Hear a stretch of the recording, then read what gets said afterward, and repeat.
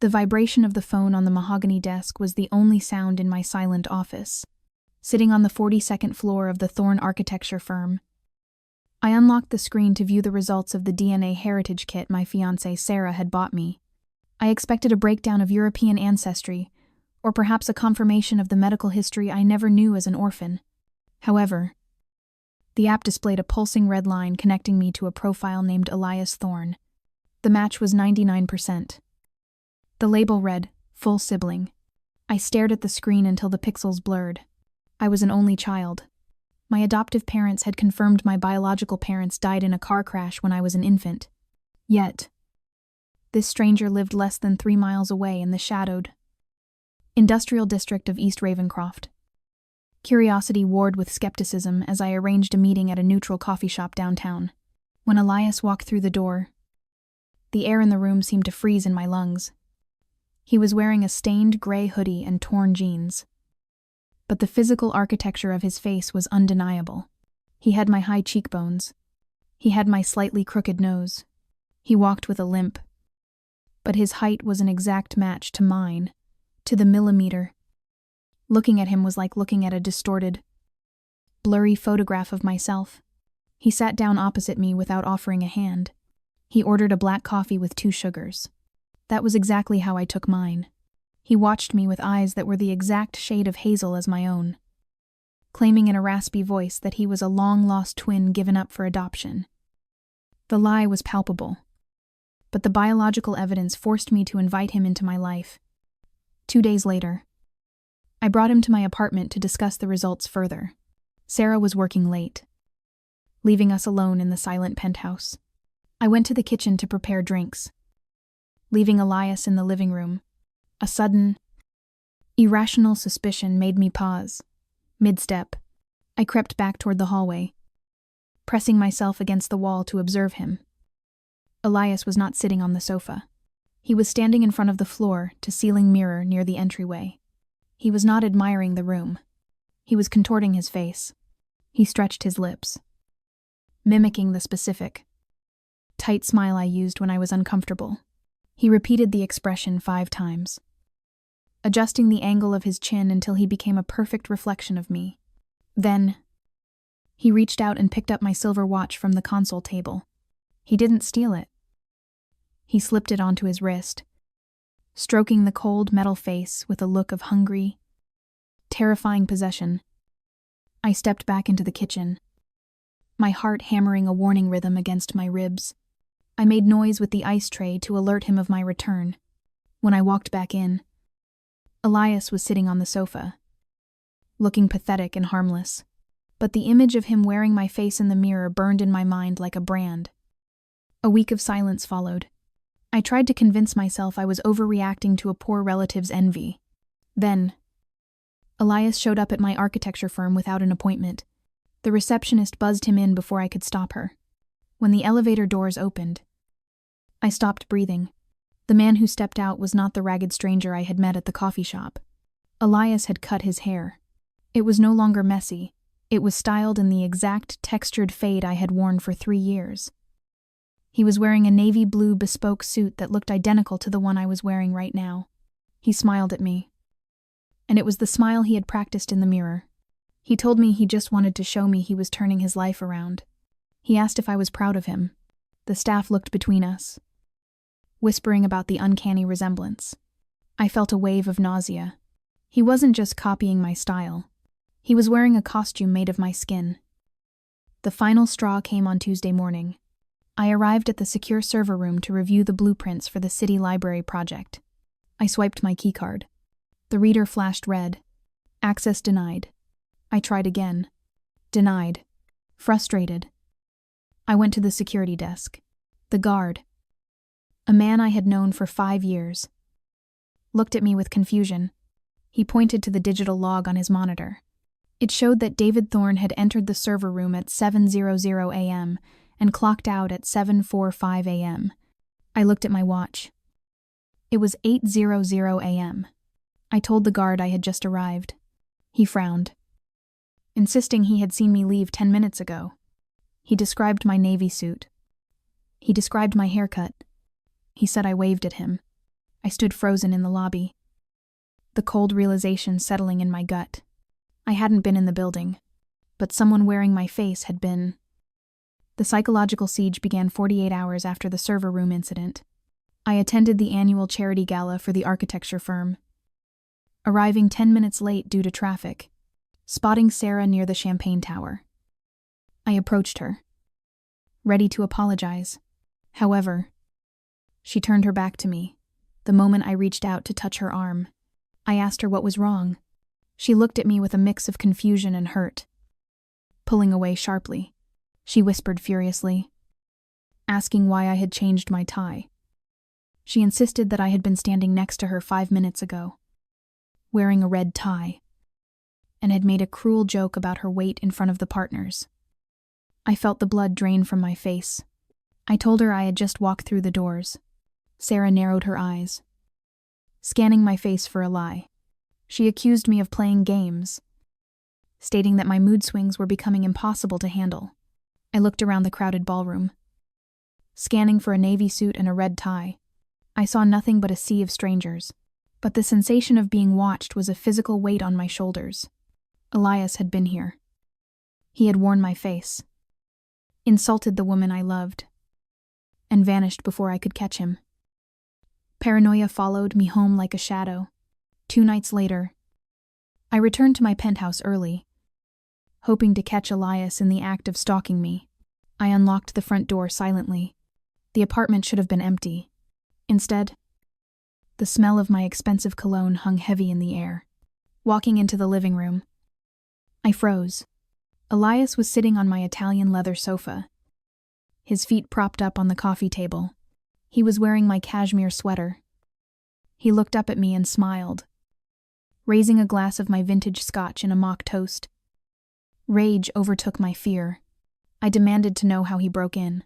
Before he could answer, Sarah walked out of the master bedroom, drying her hair with a towel. She smiled at Elias warmly, then looked at me with concern. She reminded me that I had texted her 3 hours ago, asking her to let my brother stay for a few days because his apartment had flooded. I stared at her, dumbfounded. I pulled out my phone. There, in the message thread, was a text sent at 4:00 p.m. It was written in my exact syntax. It used the nickname I only used for her in private. Yet, I had been in a client meeting with no phone access at that time. My reality was fracturing. Elias had not just hacked my phone. He had studied my language. Later that night, while Elias pretended to sleep in the guest room, I violated my own moral code. I crept into his room and rifled through his duffel bag. Buried beneath a pile of cheap t-shirts was a black leather notebook. I opened it, expecting a diary. It was a manual. The pages were filled with obsessive the blanks in honor civ. Handwritten observations about me. 7:00 a.m. Black coffee. 2 sugars. 7:15 a.m. Checks watch twice before boarding train. 8:30 a.m. Taps pen on desk when stressed. My hands shook as I turned the pages. He wasn't just observing me. He was rehearsing me. On the last page, underlined 3 times, was a single terrifying sentence. He doesn't deserve her. I do. I confronted him the next morning in the kitchen. I slammed the notebook onto the marble counter, shouting that I knew what he was doing. Elias didn't flinch. He didn't yell back. He simply sipped his coffee black, 2 sugars, and looked at me with deep, brotherly pity. He spoke softly, pitching his voice to match the calm, professional tone I used with clients. He told me that I seemed manic. He suggested that the stress of the firm was making me imagine enemies where there were only family members trying to connect. Sarah entered the kitchen at that moment. She saw me screaming and Elias sitting calmly. She saw the aggressor and the victim. She put a hand on my shoulder. Her touch, tentative and fearful, she agreed with Elias, suggesting that maybe I should see a therapist. Elias looked at her and nodded, his expression the perfect picture of a concerned sibling. He was winning. He was turning my own life against me. The final blow of this phase landed on Friday. I arrived at the architecture firm, ready to bury myself in work to escape the gaslighting at home. I swiped my keycard at the turnstile. It flashed red. Access denied. I tried again. The security guard, the same one who had seen my doppelganger earlier in the week, stepped out from behind the desk. He didn't smile. He asked me to hand over my badge. I asked why. It looked uncomfortable. Glancing at a printed email on his desk, he informed me that the partners had accepted my resignation letter, which had been sent from my secure terminal late last night. I stared at him, the lobby spinning around me. I hadn't resigned. I hadn't sent an email, but someone with my face, my fingerprints, and my passwords had. I was no longer David Thorne, the lead architect. I was a man who didn't exist in his own office. The elevator ride down from my former office felt like a descent into hell, stepping out onto the rainy street. I reached for my phone to call Sarah, needing to warn her that the man in our apartment was a dangerous fraud. However, the screen remained black. I pressed the power button frantically. Nothing happened. It wasn't a dead battery. It was a remote wipe. My phone, my primary link to the world and my banking apps, had been factory reset by an external command. Panic surged through my veins. Cold and sharp, I hailed a taxi, paying with the crumpled cash in my pocket because my credit cards were likely compromised. The ride to the penthouse felt like an eternity. I needed to get to Sarah before he did. I needed to prove that I was the real David Thorne. Arriving at my building, I bypassed the concierge desk, keeping my head down to avoid questions about my sudden resignation. I sprinted to the private elevator. I pressed my thumb against the biometric scanner. It usually beeped a welcoming green. Today, it flashed a harsh, rejecting red. User not recognized. I tried again, pressing harder, smearing sweat against the glass. User not recognized. My breath hitched. He hadn't just changed the passwords. He had erased my biological signature from the building's security system. Desperate, I took the fire stairs, running up 20 flights until my lungs burned, and my legs felt like lead, bursting into the hallway of the penthouse floor. I ran to my front door. I pounded on the heavy wood, shouting Sarah's name. The door didn't open immediately. Instead, I heard the muffled sound of footsteps slow, deliberate, and calm. Then, the lock clicked. The door swung open. Standing in the threshold was a man who looked exactly like me. But he wasn't wearing the cheap hoodie anymore. He was wearing my silk robe, the one Sarah had bought me for our anniversary. His hair was freshly showered. He held a glass of red wine in one hand. He looked at me not with fear, but with the haughty annoyance of a homeowner dealing with a solicitor. I lunged at him. Screaming, I grabbed the lapels of the robe, trying to shake the smug look off his stolen face. Suddenly, a sharp pain exploded in my ribs. 2 uniformed police officers, who had been waiting just inside the foyer, tackled me to the ground. My face was pressed against the cold marble floor I had paid for. Handcuffs bit into my wrists. I screamed that they were making a mistake. I yelled that he was the impostor. The officer on top of me told me to shut up. He yanked me to my feet, pushing me toward the wall. Sarah appeared in the hallway behind Elias. She looked terrified, but she wasn't looking at me with worry. She was looking at Elias. She rushed to his side, checking him for injuries. Elias put a protective arm around her. He looked at the officers with a practiced expression of weary sadness. He pointed at me and identified me as Elias Thorne, his unstable, estranged brother. He explained that I had been off my medication and had been stalking them for weeks. I shouted at Sarah, begging her to look at my eyes, to ask me something. Only I would know. But Elias was faster. He reached into the pocket of the robe, my robe, and pulled out a leather wallet. He handed my driver's license to the police officer. The officer compared the photo on the ID to Elias's face. It was a perfect match. Then he looked at me disheveled, sweating, and raving like a lunatic. The officer shook his head, looking at me with disgust. He told me that identity theft was a serious crime, but assaulting family members was worse. I froze. The trap had snapped shut. In the eyes of the law, and in the eyes of the woman I loved, I was no longer David Thorne. I was the intruder. I was the crazy brother. As the officers dragged me toward the elevator, I looked back one last time. Elias stood in the doorway, bathed in the warm light of my home. He tightened his grip on Sarah's waist. He didn't smile. He simply nodded at me. A gesture of final dismissal. The elevator doors closed, severing my last connection to my life. I was alone. I was erased. And as the police car carried me away into the rainy night, I realized I didn't just need a lawyer. I needed to survive. The holding cell smelled of bleach and stale sweat. I sat on the metal bench for 6 hours until a public defender arrived with the paperwork for my release. The restraining order was immediate and absolute. I was barred from coming within 500 feet of my own apartment or contacting Sarah. Stepping out of the precinct into the cold morning mist, I realized the terrifying efficiency of Elias's plan.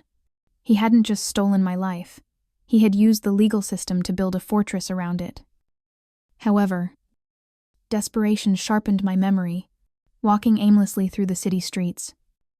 My mind replayed the moment I had rifled through Elias's duffel bag in the guest room. I remembered the notebook, but I also remembered a small, orange prescription bottle rolling around at the bottom of the bag. The label had been partially torn, but the prescribing doctor's name was legible: Dr. Eris Voss. The address was not a hospital, but a private clinic in the derelict meatpacking district. I had no money, no phone, and no ID. I walked 5 miles to the address, fueled by a cold, singular rage. The clinic was located in the basement of a repurposed warehouse. The sign on the door simply read, Voss Aesthetics. The windows were blacked out. I didn't knock. I went around to the alleyway, finding a fire escape door that had been propped open with a brick for ventilation. I slipped inside, the smell of antiseptic hitting me instantly. It was the same chemical scent I had smelled on Elias during our first hug. Moving silently down the hallway, I passed rooms that looked less like medical suites and more like torture chambers. Stainless steel tables were equipped with heavy leather straps. Displays of surgical steel instruments gleamed under harsh fluorescent lights. At the end of the hall, a light spilled from a cracked door. I pushed it open. Dr. Voss was there. He was a small, balding man, wiping down a surgical saw with a rag. He hummed a soft tune, completely unaware of my presence. But it wasn't the doctor that stopped my breath. It was the wall behind him. It was a shrine to my face. Dozens of high-resolution photos of me were pinned to the corkboard. They were taken from every angle: walking, eating, sleeping. Next to them were X-rays of a human skull. Red marker lines were drawn over the bone structure, detailing where to shave the jaw, where to break the nose, and where to inject the fillers. It was an architectural blueprint for reconstructing a human being. I stepped into the room, kicking the door shut. Voss spun around, dropping the saw with a clang. He looked at me, his eyes widening. For a second, he smiled, mistaking me for his masterpiece. He asked Elias why he had returned so soon. I grabbed him by the throat and slammed him against the wall of photos. I told him I wasn't the copy. Voss gagged, clawing at my hands. I tightened my grip, demanding the truth about the DNA test. I asked who Elias really was. Gasping for air, Voss pointed to a filing cabinet. I dragged him over to it, forcing him to unlock the bottom drawer. Inside was a single thick file labeled Project Gemini. I opened it. The first page was a patient intake form from 3 years ago. The photo showed a man who looked nothing like me. He was blonde, with a wider face and a hooked nose. His name was Arthur Pence. The occupation listed was unemployed actor. I flipped the pages, my stomach churning. It was a log of agony. January 12th. Rhinoplasty to match subject D. T. March 14th. Jaw reduction and orbital bone shaving. June 20th. Vocal cord surgery to lower pitch. Arthur Pence hadn't found me by accident. He had chosen me. He had stalked me for 3 years, studying my life like a role in a movie, and then paid Voss a fortune to carve his face into a mask of mine. The DNA test was a fabrication, a digital forgery planted to lower my defenses. I looked at Voss, shaking with revulsion. I asked him why Pence did this. Voss managed a wheezing laugh. He explained that Pence didn't want money. He was an extreme narcissist who hated his own reflection. He wanted to inhabit a perfect life. He chose me because I had everything he lacked: respect, a career, and Sarah. He didn't just want to be like me. He wanted to consume me. Suddenly, a heavy metallic click echoed from the doorway. I spun around. Standing there was Elias, or Arthur. He was holding a silenced pistol. He wasn't wearing my robe anymore. He was dressed in a black tactical coat. He looked at me with my own eyes, but they were dead and shark-like. He didn't speak. He simply raised the gun, aiming at my chest. He had anticipated I would come here. He knew me better than I knew myself because he had designed himself to be me. I dove behind the heavy steel surgical table just as the bullet shattered the jar of formaldehyde next to my head. Glass and chemical fluid sprayed everywhere. Voss scrambled toward Elias, shouting that he needed payment for the final consultation. Elias didn't hesitate. He fired a second shot. Voss crumpled to the floor, a hole in his forehead. The silence that followed was heavy and suffocating. I was unarmed, trapped in a basement with a man who was wearing my face and wanted to bury me in it. Elias's voice floated through the room, calm and terrifyingly familiar. He told me that there was only room for one David Thorne in this world. He said I was the obsolete version, the draft that needed to be discarded. I looked around frantically for a weapon. My hand closed around the handle of the surgical saw Voss had dropped. It was heavy, sharp, and cold. I wasn't going to die here. I wasn't going to let him go back to Sarah. I tightened my grip on the saw and prepared to carve my way out. The silence in the basement clinic was broken by the sharp intake of my breath. Gripping the surgical saw, I watched Elias know. Arthur Pence step over the doctor's body. He moved with a terrifying enabling. Fluid grace. Raising the silenced pistol toward my head. He didn't look like a madman. He looked like me, but colder, sharper, and utterly devoid of humanity. He tightened his finger on the trigger, ready to erase the original so the copy could reign supreme. I didn't wait for the flash. I shoved the heavy surgical table with every ounce of adrenaline-fueled strength I possessed. The steel legs screeched against the concrete, slamming into Arthur's shins just as he fired. The bullet went wide, embedding itself in the corkboard behind me, piercing the photo of my own face. Arthur stumbled, his aim ruined, seizing the chaotic second. I vaulted over the table, swinging the heavy bone saw in a desperate arc. The blade connected with his wrist. He roared in pain, dropping the gun. It skittered across the blood-slicked floor, sliding under a cabinet. We collided like two mirror images trying to occupy the same space. Arthur was stronger than me. He had spent 3 years training for this moment, sculpting his muscles to match my exact dimensions. He drove a knee into my stomach, knocking the wind out of me. I collapsed, gasping, but managed to hook my ankle around his leg, bringing him down with me. We rolled through the shattered glass and chemical fluids, a tangle of identical limbs and faces. He punched me, his ring cutting my cheek, the same cheek where he had a scar. And I didn't. He was trying to mark me, to make me as damaged as he was inside. His hands found my throat. He squeezed, cutting off my air. The world began to gray at the edges. His face hovered inches from mine, a perfect reflection twisted by hatred. He whispered that I had wasted my life, that I didn't appreciate the gift of being David Thorne. But he would. Suddenly, the heavy steel door of the clinic burst open. A beam of light cut through the gloom. Sarah stood in the doorway, her chest heaving. Clutching a tire iron she must have grabbed from her car. She had followed him. She had seen the tactical gear, the gun, and the late-night departure. And her suspicion had finally outweighed his gaslighting. She screamed for us to stop. Arthur released my throat instantly. He rolled away and scrambled to his feet, holding his hands up in a gesture of surrender. I coughed, dragging myself up, using the table for support. Sarah stood frozen, looking between us. We were identical, both bleeding, both wearing torn clothes, both looking at her with desperation. Arthur spoke first. He didn't scream. He pitched his voice to that calm, reassuring timbre I used when Sarah was anxious. He told her to stay back. He pointed at me, claiming I was the impostor, that I had lured him here to kill him. He begged her to run and call the police.